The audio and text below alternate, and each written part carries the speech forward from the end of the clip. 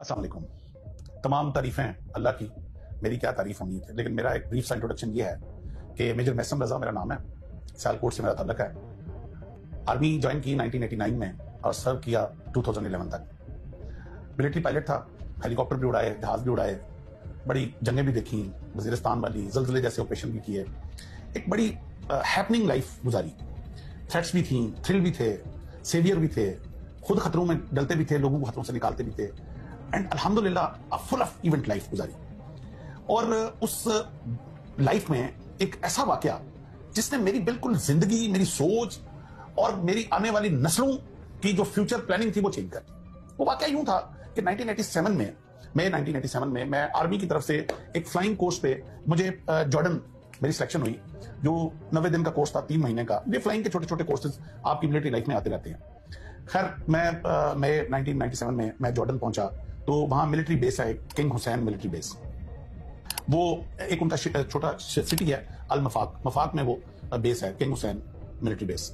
जब वो उनके कर्नल साहब थे, कर्नल हुसैन नाम था उसका, वो जो उनके उसको जीवन क्वाड कहते हैं, जो कोऑर्डिनेशन करता था तमाम एलाइड ऑफिसर जो बाहर से आए होते थे उनकी रेजिडेंस। और जब उसने लिस्ट दी हमें कि कौन किधर ठहरेगा, तो उसमें वो एक फ्लैट था जिसमें 2 पायलट्स ने रुकना था। जो तमाम फॉरेन पायलट्स जितने भी थे वो 2-2 पेयर किया हुआ था। तो जो मेरे साथ पेयर था वो इजरायली पायलट था। मैं झंडा देख के इजराइल का, तो एकदम दुनिया में चंद ही वो कंट्रीज हैं जिनके झंडे देख के हम ऊपर से नीचे होते हैं, तो उनमें से लकीली एक इजराइल है। तो मैं एकदम आई वाज शॉक्ड, और मैं कर्नल हुसैन को मैंने कहा जाके कि सर आपको पता भी है कि diplomatically we are not aligned with Israel, so if you could change my flatmate. तो उसने एकदम कलम पकड़ा, उसने कहा हाँ हाँ व्हाई नॉट, यस। तो अच्छा, जब वो काटने लगा तो ऐसे मेरी तरफ ऊपर देख के मुझे कहता है, but just for your information that pilot of Israel requested me to be your flatmate. अब जब मैंने ये सुना कि दुश्मन ने ये चैलेंज दिया कि मैं पाकिस्तानी ऑफिसर के साथ मुझे कर दें, तो मैंने कहा अब मैं नाम कटवाऊं तो फिर मैं पाकिस्तानी नहीं हूं। तो I accept this challenge, I will live with Israeli pilot for 90 days and then life starts. 2-4 दिन तकल्लुफ में गुजरे, वो भी थोड़ा रिजर्व लगा। वो समझ रहा था पता नहीं मैं कोई आईएसआई का एजेंट हूं। चंद दिनों में हमें ये समझ आ गई कि ना मैं आईएसआई का एजेंट हूं, ना वो मुसाद का एजेंट है। तो हम दोनों पायलट हैं और कोर्स करने आए हुए हैं। 8-10 दिन के बाद बेतकल्फी हो गई, सुबह क्लास में इकट्ठे जाना, शाम को खाना इकट्ठे खाना। जब बेतकल्फी इस लेवल की हुई तो मैंने उससे पूछा, मैंने कहा you requested me to be your flatmate, he said yes. मैंने कहा is there any particular reason for that? तो जो उसका जवाब था शोएब का, वो मेरा लाइफ चेंजिंग, मेरी पाकिस्तान के साथ मोहब्बत उस दिन मुझे मेरी पैदा हुई मेरे अंदर। उससे पहले मैं बाय डिफॉल्ट पाकिस्तानी था, लेकिन मई 1997 इस वाकये के बाद मैं बाय चॉइस पाकिस्तानी। उसने जो जवाब दिया वो मैं बार बार इस कौम को वो जवाब बताना चाह रहा हूं। मैं इससे पहले वाली भी एक वीडियो में, मैं उससे पहले वाले एक प्रोग्राम में मैं बताता, ही सेड के हम पैदा हुए थे तो मां की गोद से हमें बताया गया था कि तुम्हारा दुश्मन अरब नहीं है, तुम्हारा दुश्मन पाकिस्तान है। कहता है उसके बाद मकतब में आए तो मकतब में हमें पढ़ाया गया कि तुम्हारा दुश्मन पाकिस्तान है। कहता है मकतब के बाद स्कूल में, मकतब उनके कहते हैं मदरसे टाइप को जो कंपलसरी है स्कूल से पहले। अच्छा, कहता है उसके बाद स्कूल में आए तो स्कूल में जो चैप्टर हमें एनिमी का पढ़ाया जाता था उसमें झंडा पाकिस्तान का लगा होता था। उसमें पाकिस्तान की ज्योग्राफी पढ़ाई जाती थी, पाकिस्तान का नहरी निजाम पढ़ाया जाता था, पाकिस्तान का फौज की स्ट्रेंथ हमें पढ़ाई जाती थी। कहता है उसके बाद यूनिवर्सिटीज में, कॉलेज में एनिमी के तौर पे हमें पाकिस्तान पढ़ाया। कहता है फिर मैं आर्मी में आ गया। जब आर्मी में आया तो सारी दुश्मन की मिलिट्री स्ट्रेटेजीज जो हैं वो हमें पाकिस्तान की पढ़ाई जाती थी। कहता है जब पैदा होने से लेकर आज तक दुश्मन दुश्मन दुश्मन पाकिस्तान सुनते आया, तो एक मौका मिला कि दुश्मन के साथ 90 दिन गुजारने का, तो वो आर्मी की टर्मिनोलॉजी होती है नो योर एनिमी। तो कहता है नो योर एनिमी का चांस मिला तो why should I miss it. मैं उसकी बात सुन के थोड़ा सा मैं हैरान हुआ। मैंने कहा शोएब ठीक है, हम आपको ड्यू टू मस्जिद अक्सा एंड ड्यू टू फलस्तीन हम डिप्लोमेटिकली आपको एक्सेप्ट नहीं करते, मगर इस लेवल का हमने कभी आपको दुश्मनी के भी काबिल नहीं समझा। हमारे लिए तो इंडिया ही काफी है जो हमारे साथ जुड़ा हुआ है मशरक के ऊपर, और उसके लिए हम काफी हैं, हमारे लिए वो काफी है। तो तुम लोग किस लेवल पे जा चुके हुए? तो हमने वी नेवर थॉट। तो जो इसके बाद जो उसने जवाब दिया वो इससे भी ज्यादा हम था। उसने कहा तुम लोग अभी सोए हुए हो, अभी तुम्हारे लीडर्स तुम्हें बता नहीं रहे कि तुम लोग क्या हो और क्या काम तुम लोगों से लिया जाना है, जबकि हमारे लीडर्स ने हमें बता दिया। इसलिए हमें बहुत क्लियर है कि तुम लोग क्या हो, लेकिन तुम लोगों को खुद अभी नहीं पता तुम लोग क्या हो।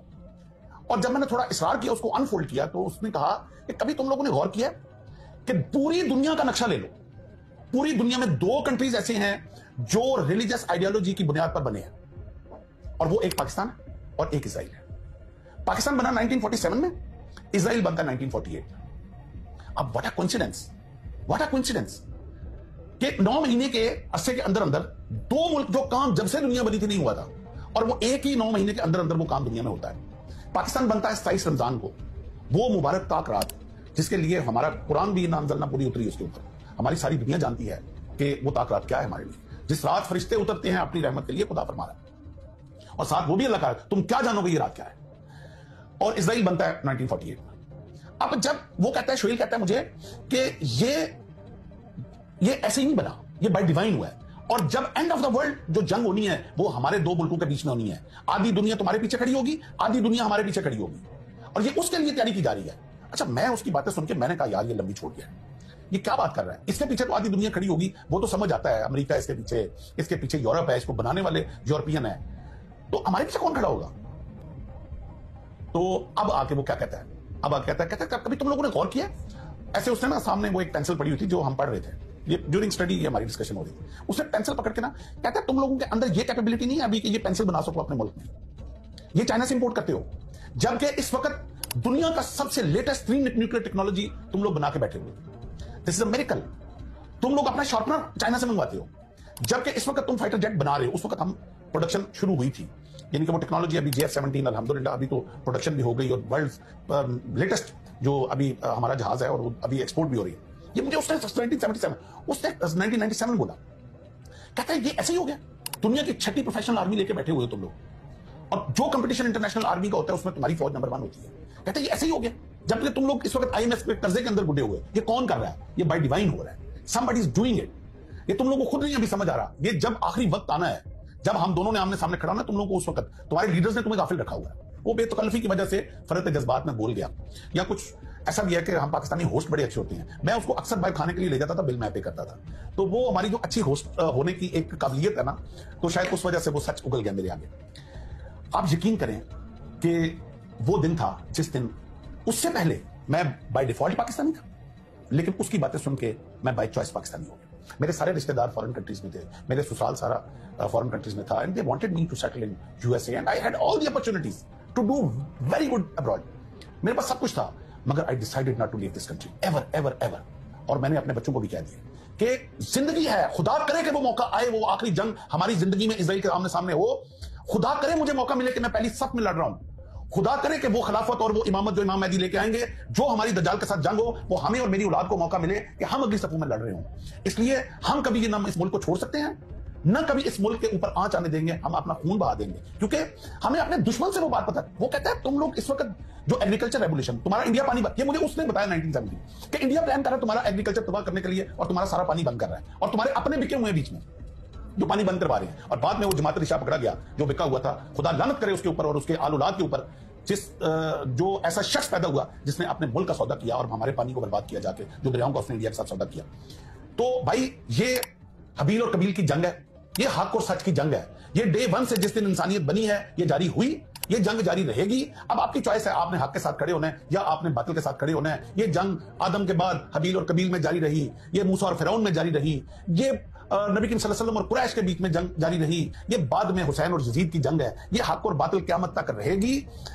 ہم نے یہ فیصلہ کرنا ہے کہ مصیبتوں سے, یہ بجلی کے بلوں سے, یہ ناقص پولیٹیکل سسٹم سے تنگ آ کے ہم نے اپنی فوج کو گالیاں دینی ہیں, ہم نے اپنے ملک کو گالیاں دینی ہیں, اور یہ گالیاں دے کے ہم نے جا کے باطل کے ساتھ کھڑے ہو جانا. اور 4 دن کی زندگی ہے یار, کون سی لمبی زندگی لے کے آئے ہو, کون تھا یار, کون ہزاروں سال جیا ہے. آج ہم سے بڑے بڑے لوگ جو پہلے پیدا ہوئے اتنی آسائشوں کی زندگی جی رہے تھے, آج قبروں میں پڑے ہوئے. 4 دن کی زندگی ہے یہ, صرف یہ امتحان کی زندگی. آپ نے حق کے ساتھ کھڑے رہتے ہو یا تم مصیبتوں سے تنگ آ کے باطل کی طرف. جو لوگ آج اپنی فوج کو گالیاں دے رہے ہیں, یہ چند لمحے کے لیے کربلا کی اس جنگ اور اس آگ کی تپش کو یاد کر لیں کہ جو مصیبتیں انہوں نے اٹھائیں اہل بیت نے, اور کس طرح انہوں نے حق کے ساتھ کھڑے رہے. خدا کے لیے وہ مجھے علامہ اقبال کا ایک بڑا خوبصورت شعر یاد آ گیا, میرے عرب کو آتی ہے ٹھنڈی ہوا جہاں سے, میرا وطن وہی ہے, میرا وطن وہی ہے. یہ میرے آقا صلی اللہ علیہ وسلم کو ٹھنڈی ہوا ہمارے ملک سے آئی ہے. یہ ہے وہ فوج جس نے نکلنا ہے امام مہدی کے ساتھ اور جس نے دجال کے ساتھ لڑنا ہے. ہمیں یہ ویژن یہ اسرائیلی آفیسر نے دے دی تھی. ان کو پتا ہے کہ یہ فوج ہے جس نے لڑنا ہے. آج چند جو مقاصد ہیں, چند جو پولیٹیکل سسٹم کی جو رانگ ڈیسیژنز ہیں, ان کی وجہ سے آ کے ہم لوگ اپنے ملک کے خلاف ہو گئے ہیں. ہمیں ہماری زبان کیسے زیب دیتی ہے, وہ کٹ کیوں نہیں جاتی زبان جو اپنے فوج اور اپنے ملک کے اگینسٹ بات کرے. میں کافی جذباتی ہو جاتا ہوں اس ٹاپک سے. میں چونکہ تھوڑا پڑھنے لکھنے کا تھوڑا شوق بھی ہے, میں ایک شعر نوابزادہ نصر اللہ خان صاحب کا بڑا میرا وہ ایور فیوریٹ شعر ہے کہ وہ پوری غزل ہے ویسے تو میں پڑھ سکتا ہوں, لیکن وقت کی قلت کی وجہ سے میں ایک شعر پڑھوں گا کہ وہ کہتے ہیں کہ کب اشک بہانے سے کٹی ہے شب ہجراں, کہ رونے سے رات کا غم ختم نہیں ہوتا. کب اشک بہانے سے کٹی ہے شب ہجراں, کب کوئی بلا صرف دعاؤں سے ٹلی ہے. یہ